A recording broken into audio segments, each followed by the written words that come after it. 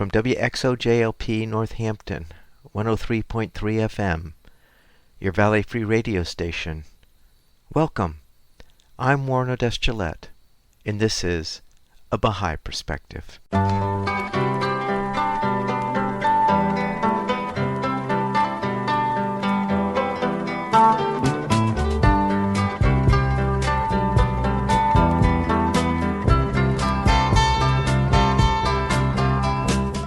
Welcome to A Baha'i Perspective. I recorded an interview with Susan Engle on January 21st, 2020.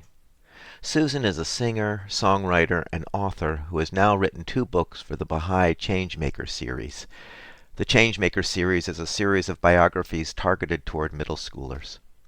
Her first one is Robert Abbott, who founded the Chicago Defender newspaper. Her most recent, to be published February 8th of this same year, is John Birks' Dizzy Gillespie, A Man, a Trumpet, and a Journey to Bebop. We talk about Dizzy Gillespie's life, and I feature recordings of Dizzy Gillespie in the program. I started the interview by asking Susan what inspired her to write a biography of Dizzy Gillespie. Well, there's a new series out from Bellwood Press, which is an arm of the Baha'i Publishing Trust, about people who made big changes, cultural differences in the United States, and who also happen to be Baha'is.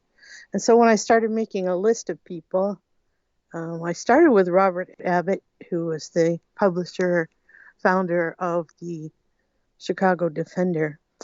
But Dizzy was next on my list, mainly because he was so well known in this country, though he's not someone whose name wouldn't spark some recognition. I notice that several generations down the pike here, people don't know who Dizzy Gillespie is. And of course, he made a huge effect on jazz music and with the coming of bebop, and also had a remarkable way of dealing with people. His personality was just larger than life. So he was next on the list. So maybe you could tell us a little bit about Dizzy Gillespie's life growing up. Well, he grew up in the South, in the Deep South, and he had a large family.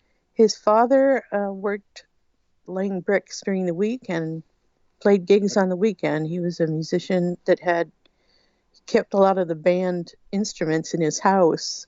So they had a piano and a guitar and a clarinet and some other instruments. So from the time Dizzy was very little, he had a lot of instruments to touch and make sounds with.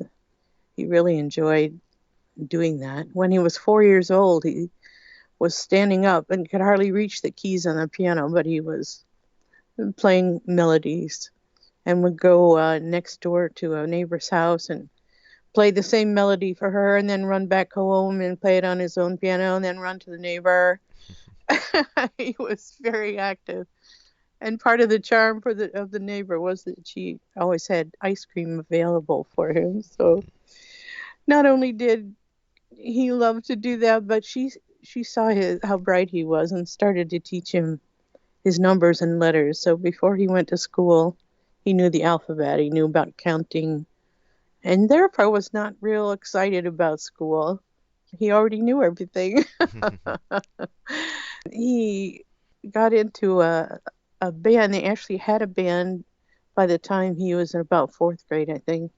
And by the time the instruments were all passed out to the other children, he ended up with a trombone.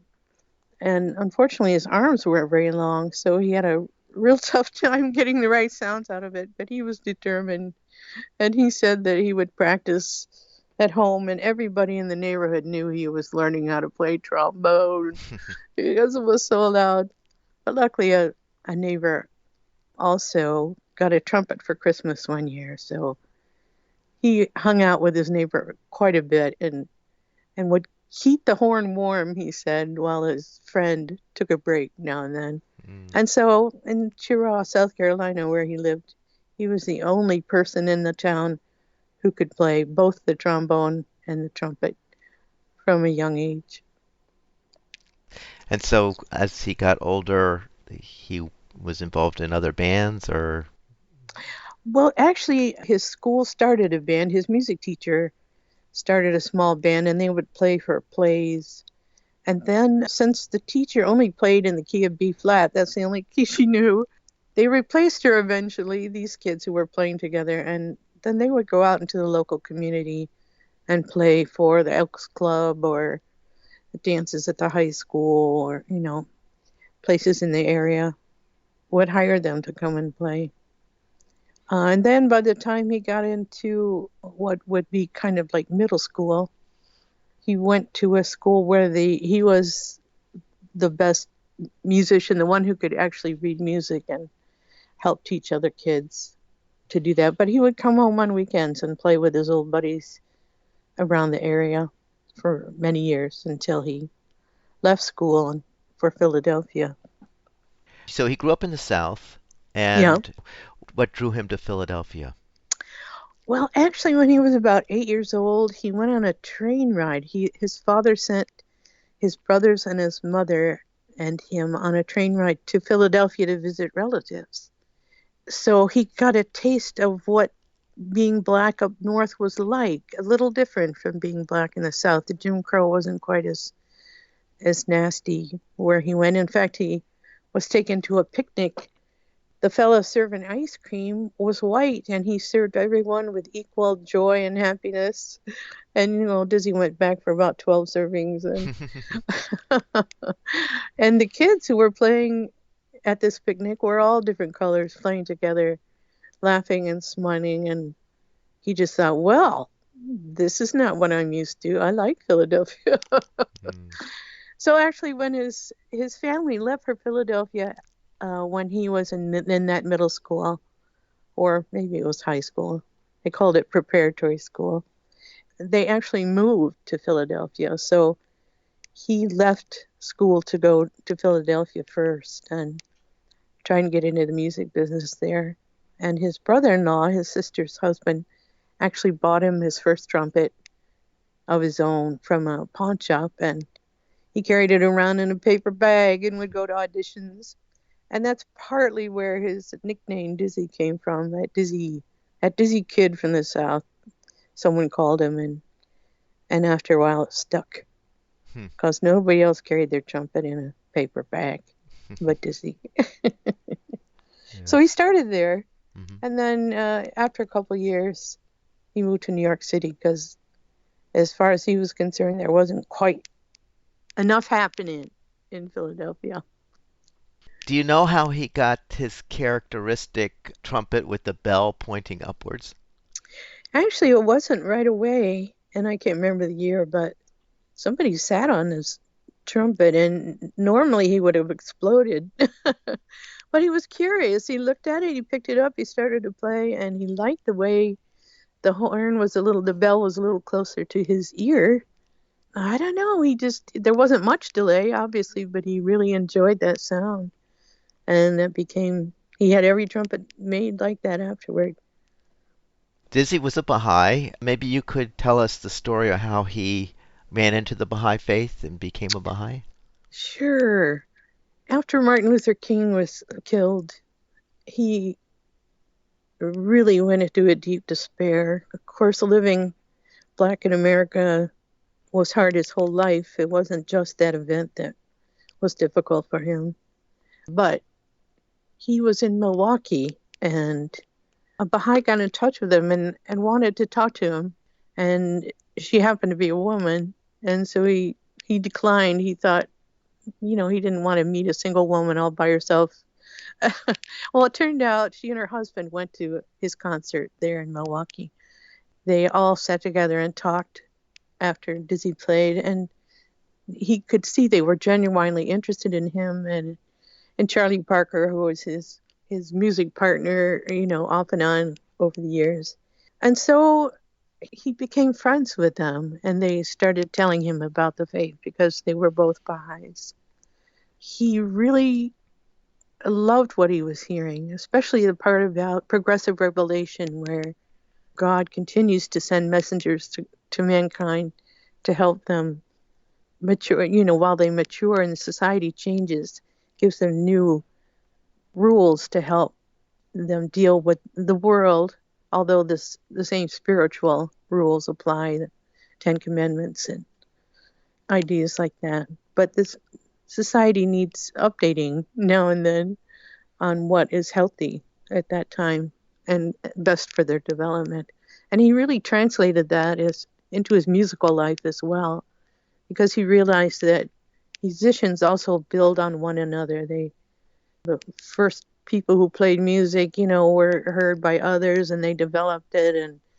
And he really gave kudos to the trumpeters who came before him, who helped him understand the instrument and allowed him to try new things and to bring new music into the world. So the whole idea of progressive revelation was something he really loved.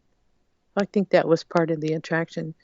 But then he read Thief in the Night by William Sears, and that really cemented the idea for him that this is a new day of God, that a new prophet has come, and he fulfills prophecies from the Bible and the Old Testament, and he got pretty excited about it. And so Beth McKenty took him on a trip to LA, and he met William Sears. He already had his declaration card signed. In those days, people signed a little piece of like cardboard that said that I believe in Baha'u'llah and I accept him as the manifestation of God. And he did it right there on the book, actually. Which must have been very sweet for Mr. Sears. Yeah. Was Dizzy brought up in a religious household? Well, yeah. His family went to church every week. And that's where he first fell in love with music in a big way. He had different options. His family went to one church where there was an organ and people all sang together, and that was fine. I mean, he liked that music. But there was also another church down the street, and it had lots going on. There were several people playing different rhythm instruments and guitars, and the people would stamp and holler, which added even more rhythm to the music. He and his friends would just stand outside and listen to that music coming out of that building. That was part of his initial education in rhythm, for sure, which was his big love throughout his life. Rhythm came first, and then the melodies came later. Susan, do you have a excerpt that you'd like to read from your Oh, book? sure. I do. There's a lot of stories in his life, but one I really like best is, here we go. It's about the end of his life. In February of 1992, Dizzy began to show signs of a major illness, but he was reluctant to find out what was wrong. His decades-long drive to perform was too strong for him to take time to recover from being sick. When his friends could finally get him to a hospital, he was diagnosed with pancreatic cancer. Though most of the cancer was removed through surgery, the doctors couldn't get it all, so he was given other treatments that extended his life for a few more months. He appeared for a tribute concert given for him that August at the Hollywood Bowl. Though he couldn't play, he assured the audience that he would return to the trumpet soon. However, by November, he made his last public appearance. On January 6, 1993, Dizzy Gillespie died in his sleep, while a collection of his music, Dizzy's Diamonds, played softly in the background. Dizzy's journey had started with a train ride to Philadelphia at age 8 and had taken him to a career spreading the gospel of Bebop. His musical genius and humor brought him fame and the love of many musicians and fans. This fame didn't make him pull away from others as it grew, and his friend Marion Fraser wrote, "John's the only celebrity I know who has never changed. I don't think he realizes that he is a celebrity, and the greatness that he carries, that's what I admire about him most." 6 days after his death, a memorial service was held in St. John's Cathedral, a spectacular building longer than a football field in New York City. 6,000 people came to honor him, and music rang throughout the huge space. In the tradition of jazz funerals in New Orleans, which had their origins in West Africa, Wynton Marsalis and his musicians started with a slow-moving, sad dirge. But by the end of the 3-hour celebration of his life, 25 musicians had touched the hearts of the crowd with a joyful musical tribute to Dizzy. John Birks Gillespie, trumpet virtuoso and an improviser who was called King of the Trumpet by his fellow Bebop musicians, and a jazz ambassador for the ages for his service to the U.S. State Department, was celebrated with some of the best, most moving music available, his own. Very nice. Very nice, Susan. So I'm speaking with Susan Engle, singer, author, musical composer, and her latest book is called John Birks' Dizzy Gillespie, A Man, a Trumpet, and a Journey to Bebop. Susan, where can folks find your book? Well, it's available from the Baha'i Publishing Trust. It's also available at Amazon and Barnes & Noble. It isn't actually published yet, so you have to wait a few days. But the book will be available after February 8th when the book launch happens in Wilmette, Illinois. So it'll be available after that.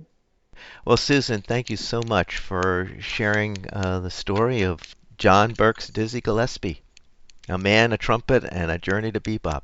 Thank you. It's my pleasure, Warren. Thank you. I hope you enjoyed that interview with Susan Engle, singer, songwriter, and author. Her latest book for middle schoolers is called John Birks' Dizzy Gillespie, A Man, a Trumpet, and a Journey to Bebop. I would like to now play a short recording of an interview with Dizzy Gillespie in which he explains what attracted him to the Baha'i faith. Dizzy, this isn't your first visit to Finland. Not by a long shot. What brings you this time? Well, I'm here for an international conference of the Baha'is.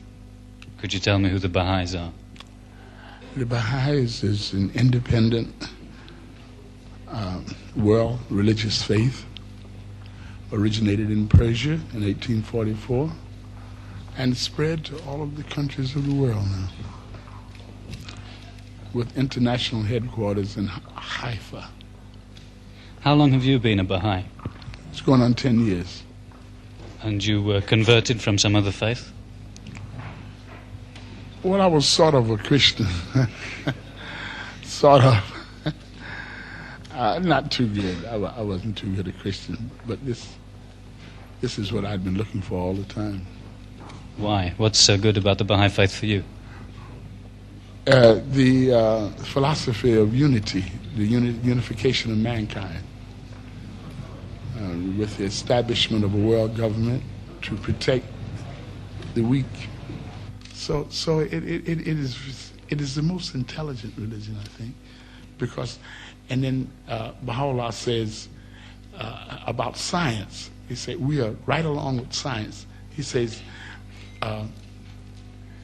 it's like the wings of a giant bird. Science is on this side and religion is on this side.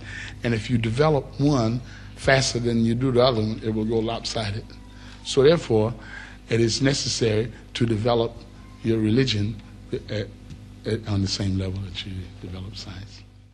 The second recording I would like to play is of a series of clips in which Russ Garcia talks about his friendship with Dizzy Gillespie. Russ Garcia was a well-known composer and arranger who wrote a wide variety of music for screen, stage, and broadcast, who passed away in 2011 at the age of 95. The clip begins with a sample of Dizzy Gillespie's virtuosity on the trumpet.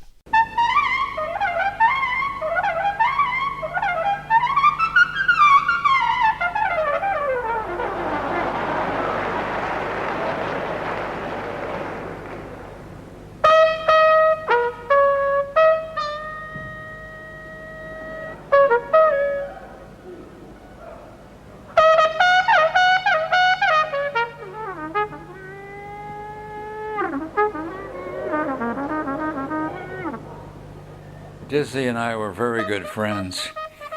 I was A&R man for a while at Verve Records when we had Dizzy under contract, and so I had to plan recording sessions for him and such.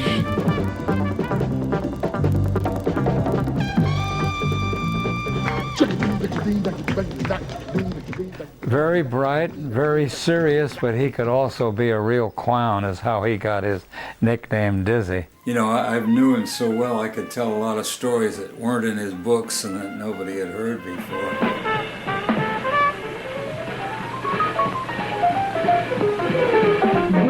Welcome to the town hall. Ladies and gentlemen, Mr. Ross Garcia in a tribute to Dizzy Gillespie.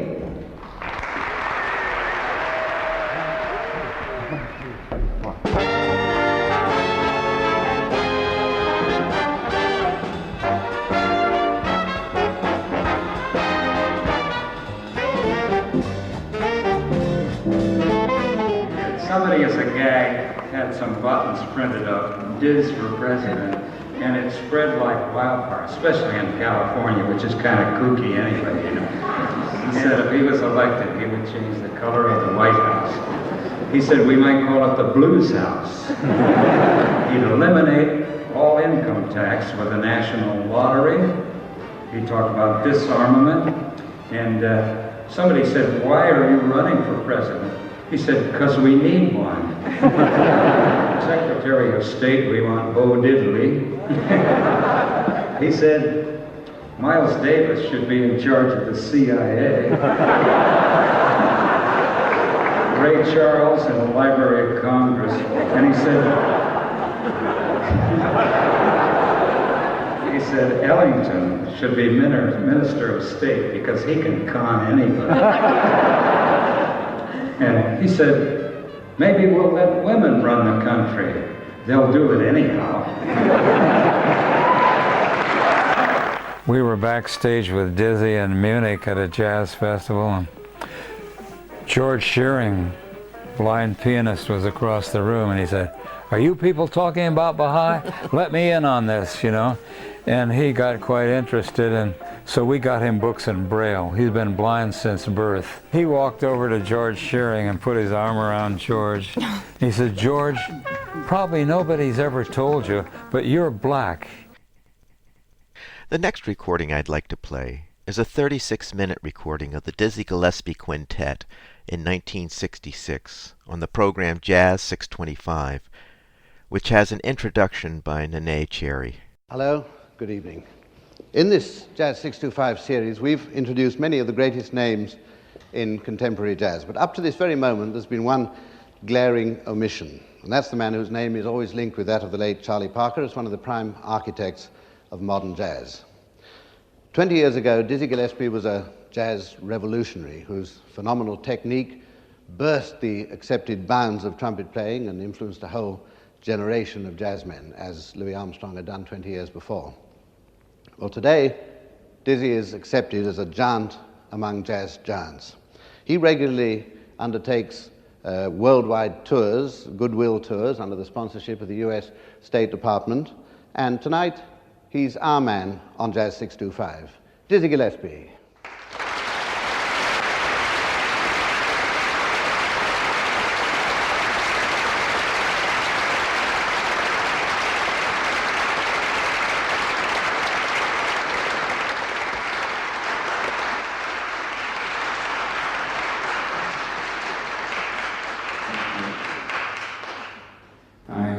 Eternally grateful for your boundless enthusiasm. Our first tune now is an original composition of mine titled "And Then She Stopped."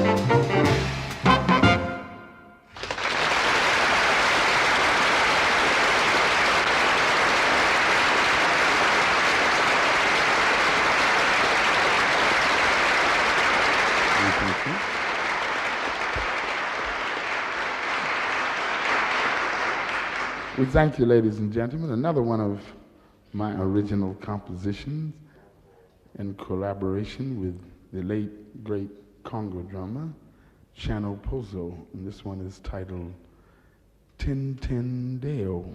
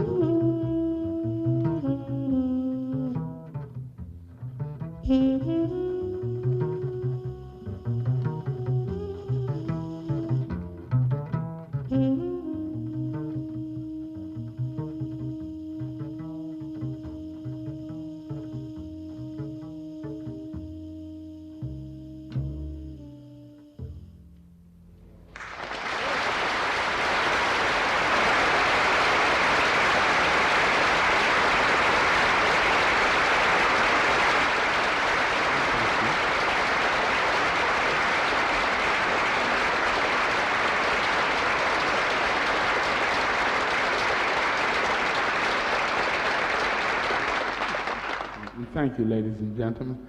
Now, before we go any further, we'd like to take this opportunity to introduce the musicians in the quintet.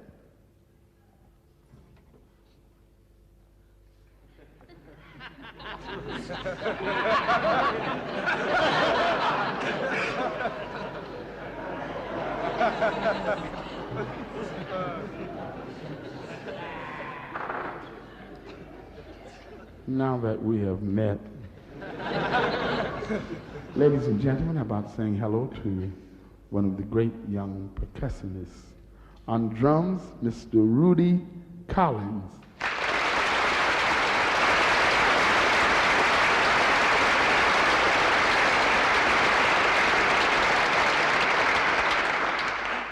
On bass, a young man who's in the true tradition of the other great North Americans of West Indian stock. On bass, Mr. Christopher White.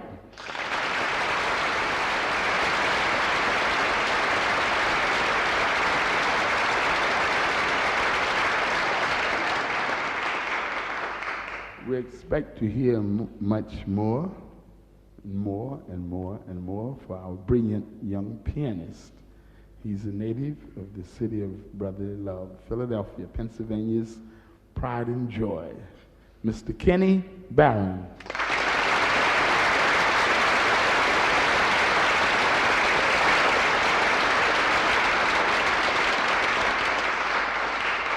On alto sax and flute, I'm sure you would recognize this name as I introduce Mr.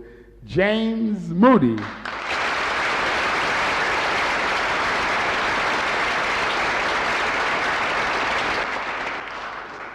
We're going to turn the spotlight now on the inimitable James Moody, our magnificent flautist. He's going to flout all over the place right now. Monsieur Moody will give you his royal version because he is truly a prince. Sis. James Moody now with one of his own original compositions and unique arrangements on a tune titled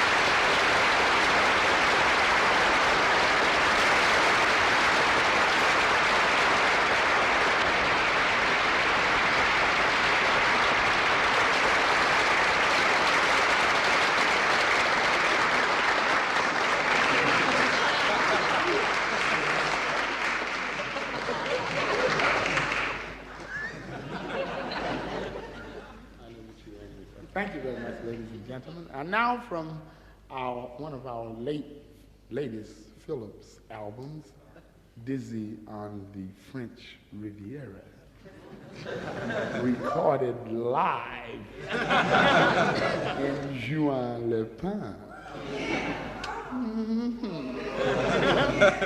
Shake it a salt, daddy, or no more blues.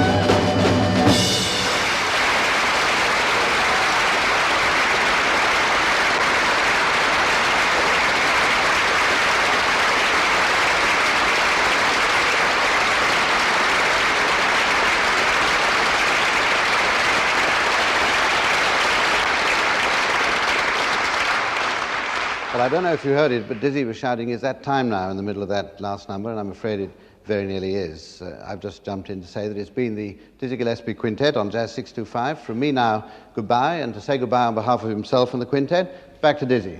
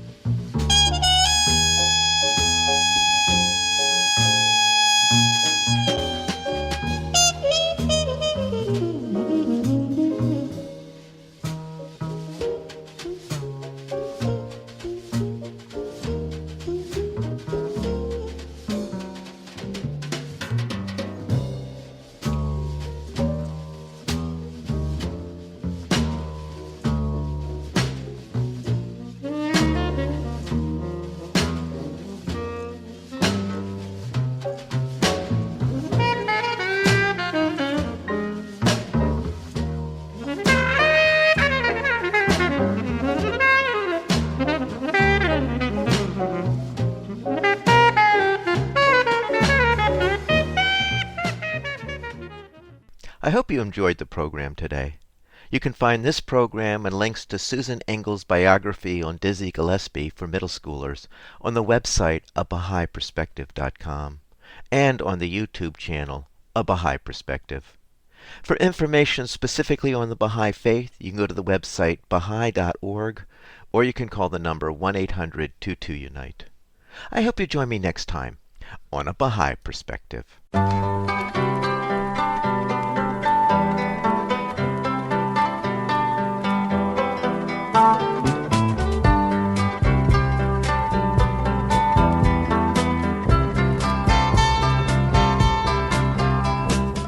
This is WXOJLP Northampton, 103.3 FM, your Valley Free Radio station, streaming at www.valleyfreeradio.org.